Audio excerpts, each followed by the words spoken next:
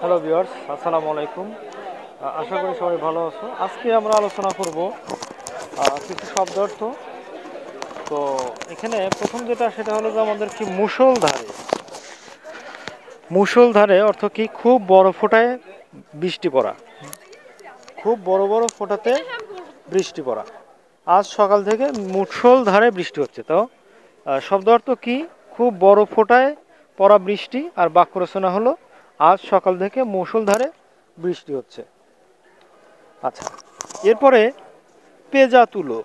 পেঁজা তুলো অর্থ কি তুলা, তুলা ধুনে বা টেনে আঁশ বের করা। আচ্ছা, তাহলে তুলা ধুনে বা টেনে আঁশ বের করা।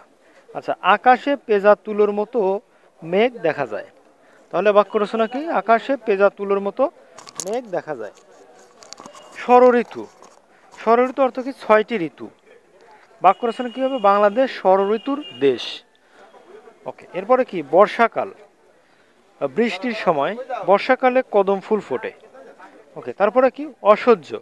অর্থ কি যা সহ্য করা যায় না বা যা সওয়া যায় না। বাক্য রচনা কি হবে গ্রীষ্মকালে অসহ্য গরম লাগে। আচ্ছা, এরপর আমরা কি করব গ্রীষ্ম। গ্রীষ্ম অর্থ কি গরমের সময় বা গরমকাল।